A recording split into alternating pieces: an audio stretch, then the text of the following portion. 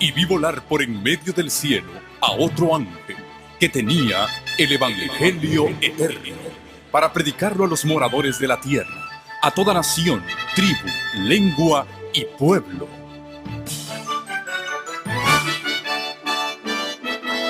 Con ustedes su programa cristiano con temas bíblicos de actualidad. Un programa que trae al mundo la verdad presente. Este es el Evangelio eterno.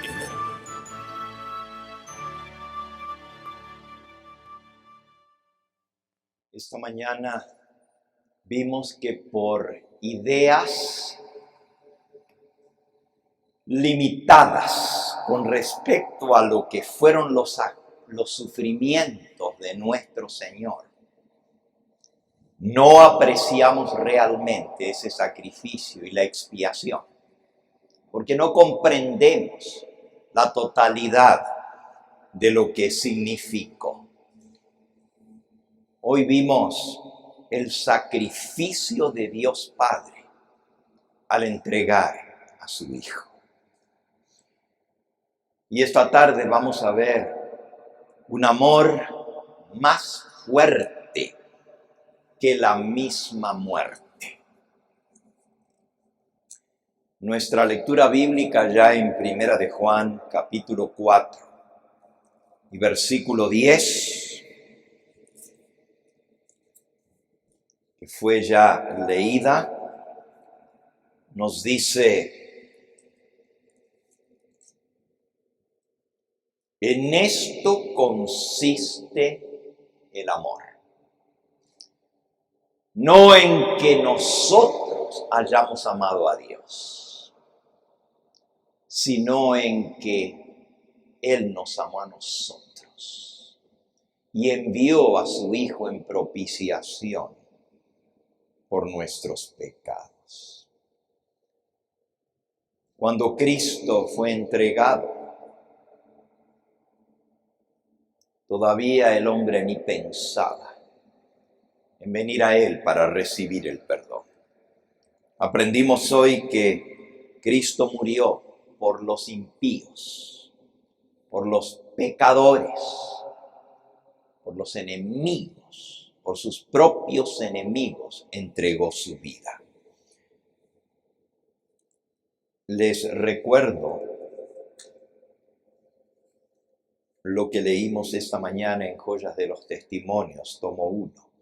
Algunos tienen opiniones limitadas acerca de la expiación. Piensan que Cristo sufrió tan solo una pequeña parte de la penalidad de la ley. Suponen que aunque el amado Hijo soportó la ira de Dios, fue porque Él primero advertía a través de sus dolorosos sufrimientos el amor y la aceptación del Padre. Algunos dicen que los portales de la tumba se le iluminaban delante de Él con radiante esperanza, que tenía evidencias constantes de su gloria futura, es decir, sí, tenía que aguantar, tenía que soportar, pero al fin y al cabo Él mismo había dicho: en 3 días voy a resucitar. Era solo cuestión de soportar, porque Él tenía la confianza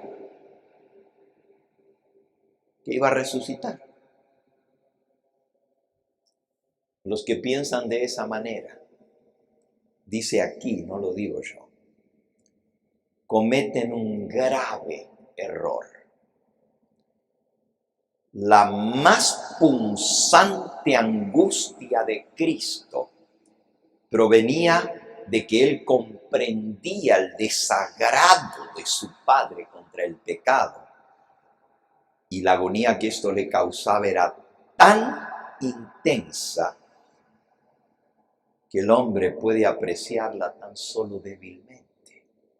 Para muchos la historia de la condescendencia, la humillación y el sacrificio de nuestro Señor no despiertan más interés, ni conmueven más el alma, ni afecta más la vida que la historia de la muerte de aquellos que dieron su vida por Jesús, los mártires. Muchos sufrieron torturas lentas. Algunos fueron quemados vivos. Otros fueron crucificados. Otros fueron desollados, desmembrados. ¿En qué difieren esas muertes de los mártires de la del amado Hijo de Dios? Es verdad que la muerte en la cruz es una muerte muy cruel. Sin embargo, otros, por amor a Él, han sufrido iguales torturas corporales que la de Jesús. ¿Por qué fue entonces más espantoso el sufrimiento de Cristo que el de otras personas que entregaron su vida por Él? Si los sufrimientos de Cristo consistieron solamente en el dolor físico, entonces su muerte no fue más dolorosa que la de algunos de los mártires. Es más, algunos, su tortura fue mucho más terrible. Y otros murieron crucificados como Jesús. Entonces, ¿en qué difiere?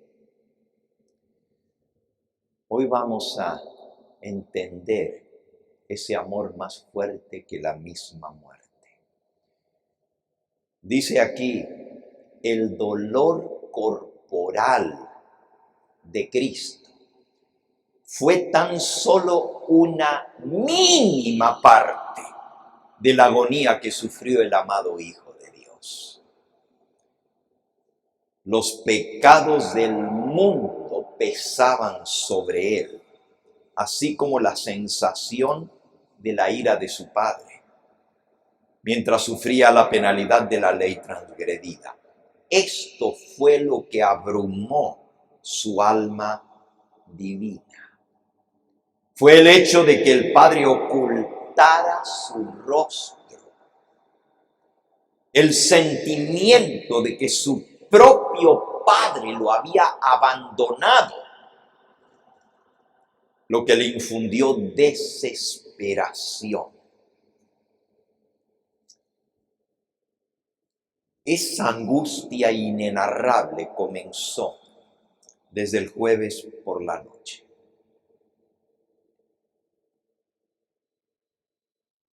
El rostro de Cristo y su comportamiento cambió totalmente después de haber pasado horas juntos en esa última cena, donde Jesús les habló tantas cosas maravillosas aún para nosotros el día de hoy.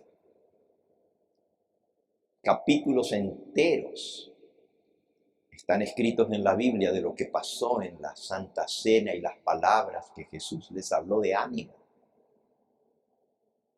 Pero cuando salieron de allí, todavía Él pudo cantar un cántico con sus discípulos. Él sabía lo que le esperaba, pero ¿cómo pudo cantar en ese momento? ¿De dónde le salieron las notas? Porque cuando uno está angustiado, no puede cantar. Todavía Jesús pudo entonar una alabanza. Pero al comenzar a bajar la cuesta del aposento alto, que estaba en la parte más alta de la ciudad, el aposento alto estaba junto al muro, en el monte de Sión, y tenía que bajar a la parte más baja de la ciudad. El cañón, el precipicio de lo que es el cañón del valle, del arroyo de Cedrón. Esa es la parte más baja en Jerusalén. Y se baja en cuestión de minutos, más de 500 metros debajo, en una calle empinada, hasta llegar a la parte más baja. Y así como Jesús iba bajando, su alma iba hundiéndose. Se puso tan cambiado que sus discípulos se espantaron. Iba dando gemidos. Se iba tambaleando al bajar. Un hombre de 33 años de edad. Fuerte. Parecía que se sacudía como una hoja en medio de la tempestad. Los discípulos no entendían lo que estaba pasando. A veces se detenía y gemía. Hubo un momento que dijo: mi alma está tan triste, hasta la misma muerte. Es decir, me voy a morir de esta tristeza. Todavía no lo habían juzgado, todavía no lo habían entregado, todavía no lo habían golpeado, ni lo habían flagelado, todavía no le habían puesto ni la corona de espinas, ni le hicieron cargar la cruz todavía. Y dijo: mi alma está muy triste hasta la muerte. Cuando entraron, llegaron hasta abajo, cruzaron el arroyo, el torrente de Cedrón. Y nomás cruzando el arroyo, al otro lado está el huerto del Getsemaní. El año que viene nosotros vamos a hacer un viaje a Israel y vamos a visitar esos lugares y vamos a ir al jardín del Getsemaní. Todavía están los olivos, todavía es un huerto de olivos. Claro, hay muchos olivos más jóvenes, porque hace 2000 años, casi 2000 años que Jesús pasó esa noche en el Getsemaní. Pero todavía quedan 4 árboles en pie, que tienen los 4, cada uno de ellos, más de 2500 años de antigüedad, probado científicamente. Es decir, que ya tenían más de 500 años cuando Jesús oró tantas veces a la sombra de esos árboles. Si esos árboles pudieran hablar, contarían la agonía del Hijo de Dios en el Getsemaní, porque fueron testigos mudos de todo lo que Cristo pasó. Aquí se nos explica por qué Jesús se entristeció de tal manera.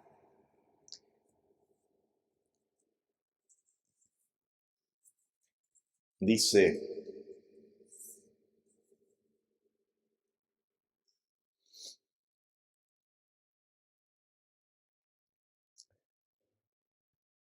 si el Salvador de los hombres, a pesar de su fortaleza física y divina, necesitaba orar, ¿cuánto más debiéramos orar los débiles y pecaminosos mortales?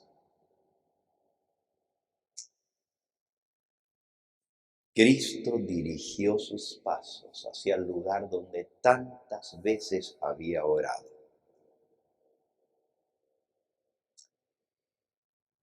Y mientras se postraba en actitud de oración en el huerto del Getsemaní, a causa de la agonía de su espíritu, brotó de sus poros sudor como grandes gotas de sangre. Eso lo podemos leer en los evangelios, en San Lucas, por ejemplo, en el capítulo 22, Nos dice versículo 41, se apartó de los discípulos a distancia como del tiro de una piedra y puesto de rodillas oró, diciendo: Padre, si quieres, pasa de mí esta copa, pero no se haga mi voluntad sino la tuya. Y el versículo 44 declara: y estando en agonía, oraba más intensamente, y era su sudor como grandes gotas de sangre que caían hasta la tierra. Sudaba. Y era la madrugada. Hacía frío. Y él estaba sudando. Pero con el sudor brotaba sangre. El que escribió el Evangelio de Lucas se conoce como el médico amado. Y él sabe lo que estaba hablando. Cuando él usó la palabra agonía, lo estaba diciendo un médico. Si hasta nosotros entendemos que cuando una persona está agonizando es que se está muriendo, están los últimos. Pero esto pasó antes de todo lo que Jesús le tocó sufrir después. En el Getsemaní, la noche anterior, se estaba muriendo. ¿De qué? Dice aquí: allí en el Getsemaní fue donde le rodeó el horror de las terribles y densas tinieblas. Pesaban sobre él los pecados del mundo entero. Sufría en lugar del hombre como transgresor de la ley de su padre. Mientras él bajaba por la cuesta hacia el Getsemaní, se le fueron cargando de a poco, de cada generación de seres humanos, los pecados sobre él. Y la memoria vívida le fue haciendo ver lo que él estaba cargando.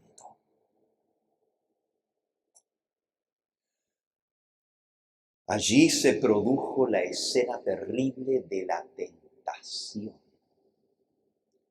La divina luz de Dios desapareció de su vista y él pasó a manos de las potestades de las tinieblas.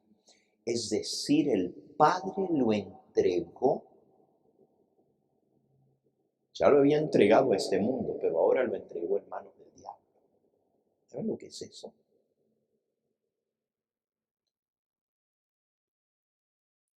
Ya no sentía la presencia de su Padre con él.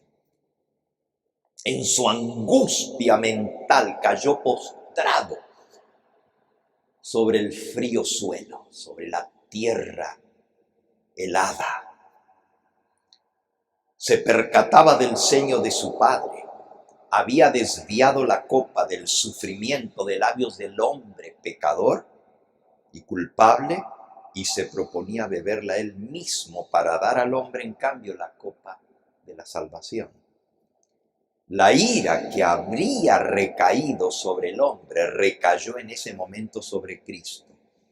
Y allí fue donde la misteriosa copa tembló en su mano. En ese momento se estaba jugando la salvación de la raza humana, porque todavía Cristo tenía tiempo de decir: no sigo adelante. Y cuando él oró, dijo: Padre, si es posible, pase de mí esta copa. ¿Saben lo que eso quiere decir? Si la puedes quitar, quítala.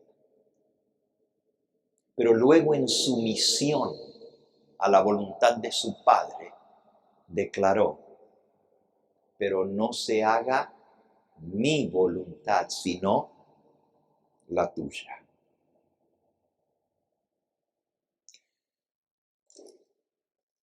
Lo que rehuía el Hijo de Dios no era el sufrimiento corporal. Cuando Él dijo, pase de mí esta copa, no era que no quería sufrir, que no quería ser crucificado, que no quería morir.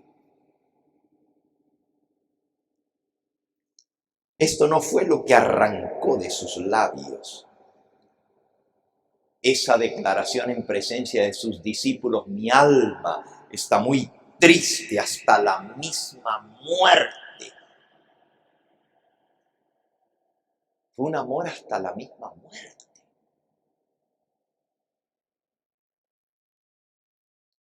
Le abrumaban los pecados de un mundo perdido. Le pesaban tan grande que se sintió que lo iban a aplastar. A ver, ¿cómo lo puedo poner para que lo entendamos? Si Cristo, en lugar de morir en una cruz, clavado, ensangrentado, chorreando sangre por las manos, por los pies, por la frente, por la espalda,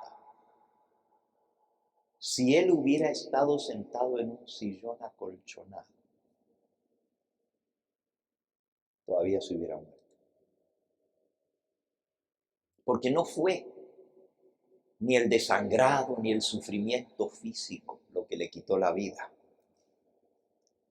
Él comprendía el enojo de su padre como consecuencia del pecado, y eso fue lo que desgarraba su corazón en una agonía intensa y hacía brotar de su frente grandes gotas de sangre que, corriendo por sus pálidas mejillas, caían al suelo y humedecían la tierra. En el Getsemaní pasó eso. Si se fijan allí en San Lucas 22, donde el médico dice, y estando en agonía, brotaron de sus sienes grandes gotas de sudor mezclado con sangre. En idioma médico eso se llama hematidrosis. Y hematidrosis es algo que se da bajo una angustia tan y tan grande que se revientan por la presión de la angustia mental los capilares delgaditos que tenemos en la frente, en el rostro, se revientan y se mezclan con el sudor y de ahí son las gotas de sangre. ¿Saben cuándo sucede eso? Se han visto algunos casos en la historia médica. Muy pocas veces se ha visto la hematidrosis. Sucede en los momentos finales antes de que la persona expire. El sudor, porque hay muchas personas que sudan completamente antes de morir.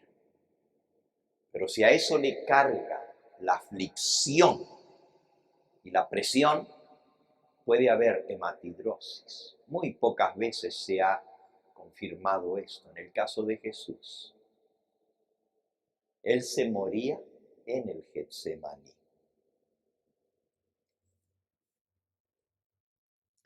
Podemos apreciar apenas débilmente la angustia inenarrable que sintió el amado Hijo de Dios en el Getsemaní, al comprender que había quedado separado de su Padre al llevar el pecado del hombre. Él no cargó el pecado, fue hecho pecado por la especie caída. La sensación de que se apartaba de él el amor de su Padre arrancó de su alma angustiada estas dolorosas palabras. Elí, Elí, lama sabactani. Pero eso fue en la cruz. En el Getsemaní dijo, mi alma está muy angustiada, me muero. Hasta la muerte. Miren lo que dice la mensajera del Señor aquí. El divino Hijo de Dios desmayaba y se moría. Si el Padre no interviene en ese momento, Jesús no llega ni al juicio ni llega a la cruz. Si hubiera muerto ahí. Humanamente, su cuerpo no resistía más la presión. Allí se hubiera muerto en el Getsemaní. Por eso dice Lucas 22, que el Padre le mandó un mensajero del cielo para que lo fortaleciera, para que le ayudara a pisar la senda ensangrentada. Si los seres humanos mortales pudieran haber contemplado el pesar y el asombro de la hueste angélica al contemplar en silencio cómo el Padre separaba sus rayos de luz, su amor y su gloria del amado Hijo de su seno, comprenderían mejor cuán ofensivo es el pecado a la vista de Dios. La espada de la justicia iba a ser desenvainada contra su propio Hijo. No podemos entender esto. El cielo en silencio, cuando el cielo todo el tiempo alabanza, cánticos y música. Pero en ese momento del Getsemaní no se escuchaba un arpa, no se escuchaba un cántico. En completo silencio, la hueste angélica miraba lo que estaba pasando.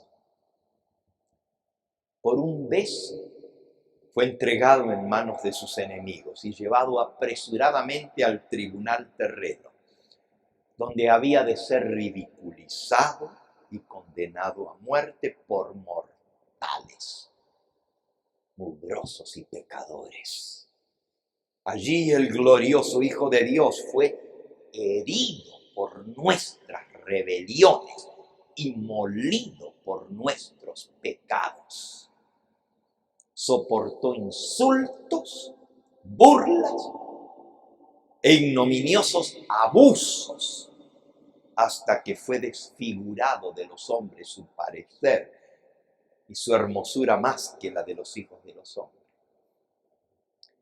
Lo trompearon, lo abofetearon, lo lastimaron, lo golpearon 3 veces distintas, hasta que su espalda estaba hecha trizas. ¿Quién puede comprender el amor manifestado hasta aquí? La hueste angélica contempló con admiración y pesar a aquel que había sido la majestad del cielo y había llevado la corona de gloria.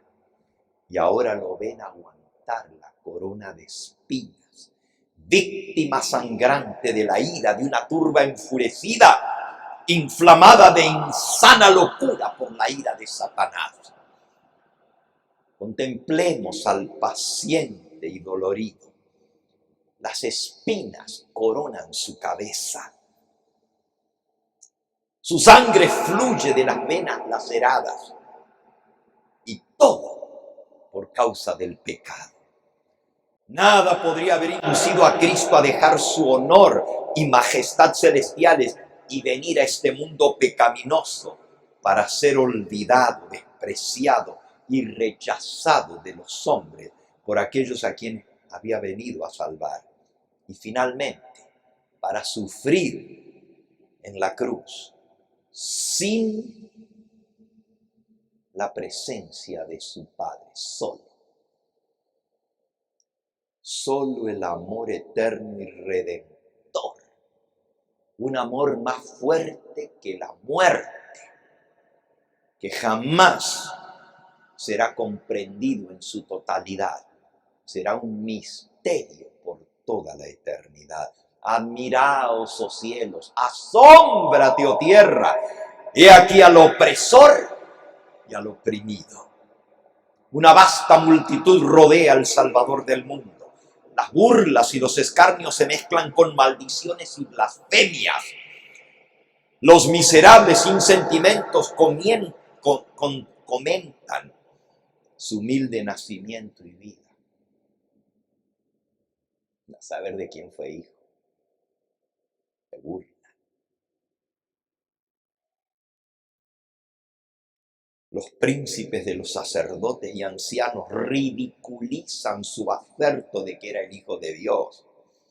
Y las bromas vulgares y el ridículo insultante vuelan de un labio a otro y las repiten con carcajadas. Satanás ejercía pleno dominio sobre las mentes de sus siervos. A fin de lograr esto eficazmente, comenzó con los príncipes de los sacerdotes y ancianos y les infundió frenesí religioso. Movía a estos últimos el mismo espíritu satánico que agitaba a los más viles y endurecidos miserables.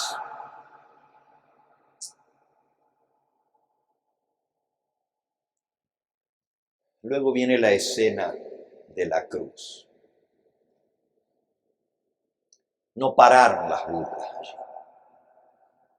Mientras laceraban sus manos y sus pies, metiendo los clavos por el mismo lugar donde pasan los nervios de las manos.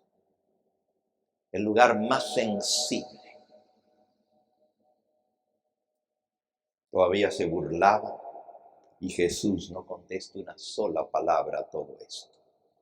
Mientras se hundían los clavos en sus manos y grandes gotas de sudor agónico brotaban de sus poros. Otra vez chorreaba sangre con el sudor.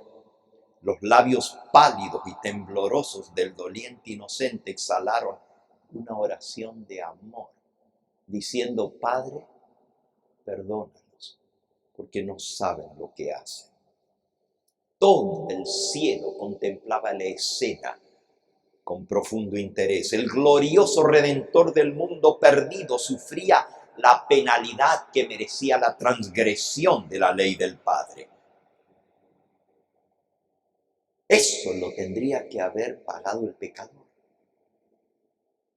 Tú y yo. Estaba por redimir al pueblo con su propia sangre. Estaba pagando lo que con justicia exigía la santa ley quebrantada. Tal era el medio por el cual se había de acabar finalmente con el pecado, con Satanás y toda su hueste. Oh, ¿hubo acaso alguna vez un sufrimiento y pesar como el que soportó el Salvador del mundo? Lo que hizo tan amarga su copa fue la comprensión del desagrado de su Padre.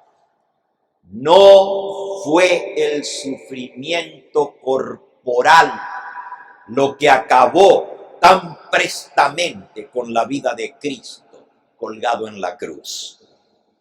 Fue el peso abrumador de los pecados del mundo y la sensación de la ira de su Padre. La gloria de Dios y su presencia sostenedora le habían abandonado.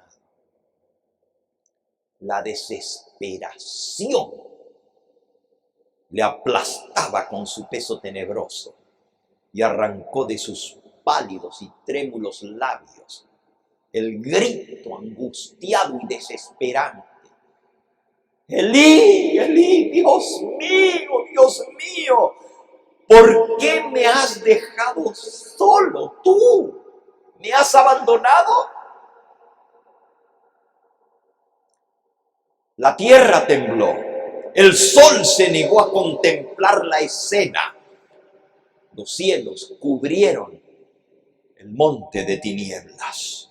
Los ángeles presenciaron la escena del sufrimiento hasta que no pudieron mirarla más y apartaron sus rostros del horrendo espectáculo. Cristo moría en medio de la desesperación. Había desaparecido la sonrisa de aprobación del Padre y a los ángeles no se les permitía aliviar la lobreguez de esa hora atroz. Solo podían contemplar con asombro a su amado general, la majestad del cielo, que sufría la penalidad que merecía la transgresión del hombre. Y aún las dudas le asaltaron al Hijo de Dios colgado en la cruz. No podía ver a través de los portales de la tumba. Él había dicho que iba a resucitar al tercer día. Destruid este templo y en 3 días lo levantaré. Pero una cosa es saberlo y decirlo y otra cosa es estarlo viviendo. Ninguna esperanza resplandeciente le presentaba su salida del sepulcro como vencedor, ni la aceptación de su sacrificio de parte de su Padre. No tenía esa seguridad ya. El Hijo de Dios sintió hasta lo sumo el peso del pecado del mundo en todo su espanto. El desagrado del Padre por el pecado y la penalidad de éste, la muerte eterna, era todo lo que podía vislumbrar a través de esas pavorosas tinieblas.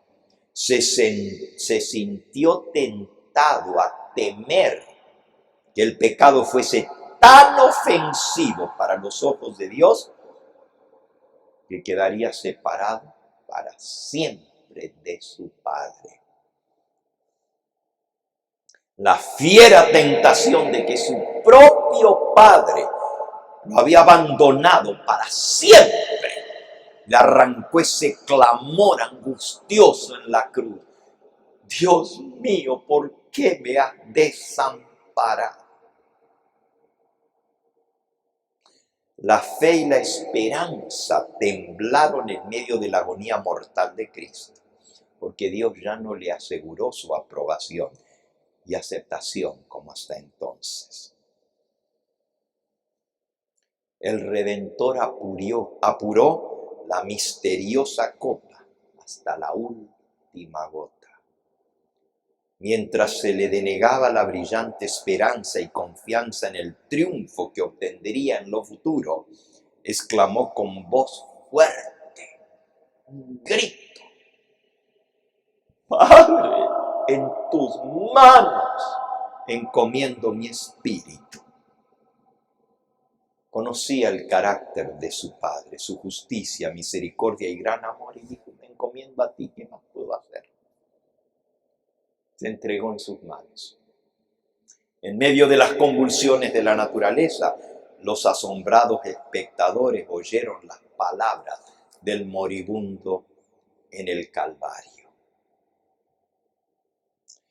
Cuando los hombres y mujeres podamos comprender plenamente la magnitud del gran sacrificio que fue hecho por la majestad del cielo al morir en lugar del hombre, entonces será magnificado el plan de salvación, y al reflexionar en el Calvario se despertarán emociones tiernas, sagradas y vivas en el corazón del cristiano. En unos momentos más vamos a sentarnos a la mesa y los emblemas de los cuales vamos a participar nos van a recordar esa agonía y van a despertar en nosotros las emociones más tiernas. Vibrarán para aquel que comprende los sacrificios de Cristo. Vibrarán en su corazón y en sus labios alabanzas a Dios y al Cordero. El orgullo y la estima propia no pueden florecer en los corazones que mantienen frescos los recuerdos de la escena del Getsemaní y del Calvario. Por eso recordamos la última cena. Recordamos el Getsemaní y el Calvario. La porción que sigue, ya no la voy a leer, pero la vamos a experimentar nosotros. Se titula Un amor más fuerte que la muerte. Ese es el título de la sección y de allí saqué el título para la meditación de esta tarde. Efectivamente, la muerte de los mártires no se puede comparar con la agonía sufrida por el Hijo de Dios.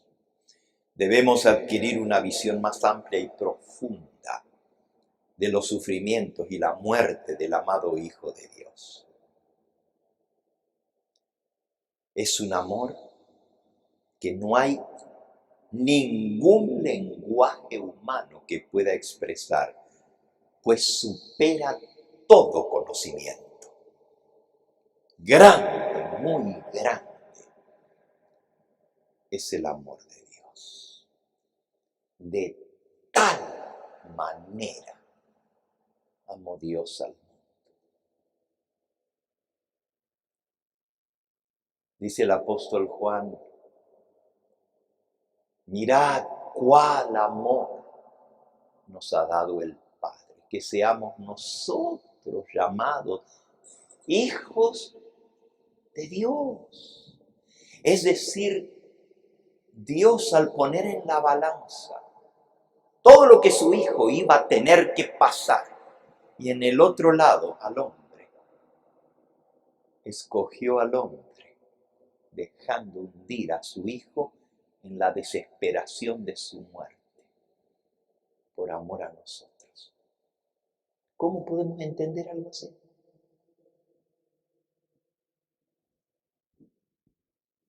No hay lenguaje humano que pueda expresar ese amor. Por eso los redimidos vamos a cantar, canto el gran amor de aquel que primero a mí me amó, que dejando su gloria allá, vino a morir la muerte ignominiosa de la cruz, por amor a ti. Tal amor ensalzaré.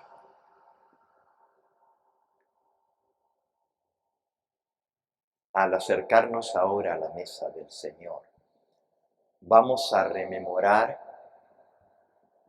su entrega completa como siervo, donde Él se humilló hasta lo sumo, le lavó los pies a sus discípulos, y eso les quitó el orgullo de su corazón. Y nosotros también nos vamos a lavar los pies los unos a los otros, para que el Señor lave nuestro orgullo, nuestra soberbia, nuestra vanidad. Oh, hablando de eso, dice aquí,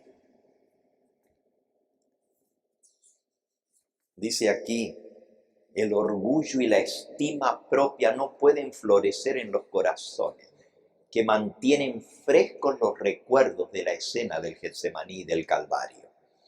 Este mundo les parecerá de poco valor a aquellos que estimen el gran precio que costó la salvación del hombre, la preciosa sangre del amado Hijo de Dios. Todas las riquezas del mundo no tienen suficiente valor para redimir una sola alma que perece. ¿Quién puede medir el amor que Cristo sintió por el mundo perdido mientras pendía de la cruz sufriendo por los pecados de los hombres culpables? Este amor es inconmensurable, infinito. Es tan profundo que no le llegas. Es tan alto que no lo alcanzas. Es tan ancho que no lo abarcas. Es un amor más fuerte que la misma muerte.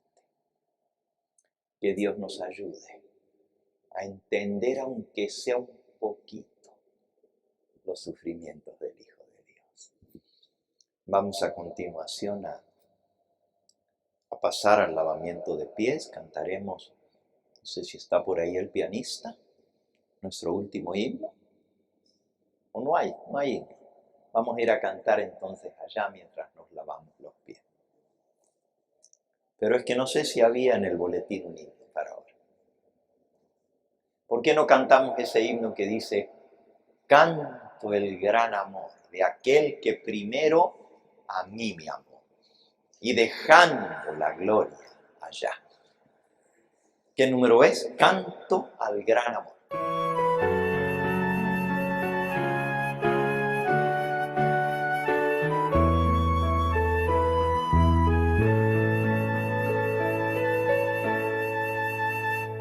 Canto el gran amor de aquel que primero a mí me amó, pues dejó la gloria ya y en el Gólgota murió. Al amor ensalzaré, alabando al que murió, inmolado para que vida eterna tenga yo.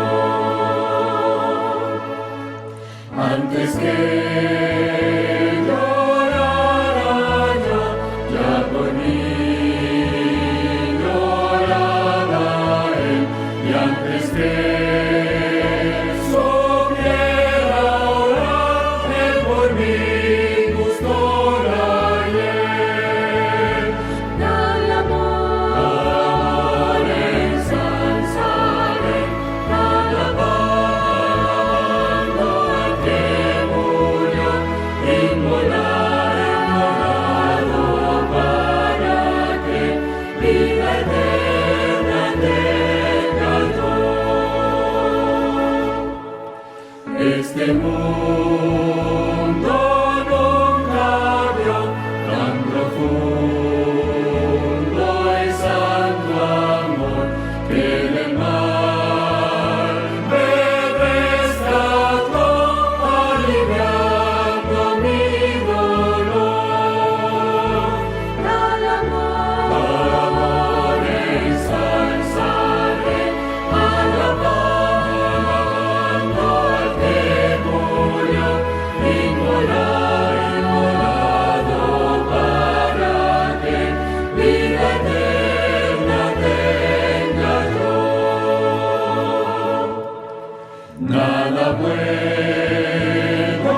se halla en mí, como puedes tanto amar. Yo, Señor, me rindo a ti, hazme pues de amor mostrar. Al amor ensalzaré, alabando al que murió, inmolado para que vida eterna tenga yo.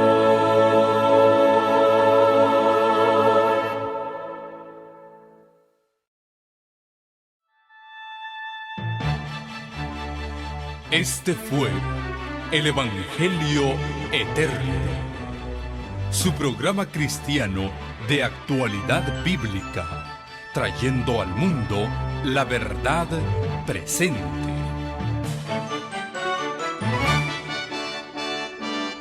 Y vi volar por en medio del cielo a otro ángel que tenía el Evangelio Eterno, para predicarlo a los moradores de la tierra, a toda nación, tribu, lengua y pueblo.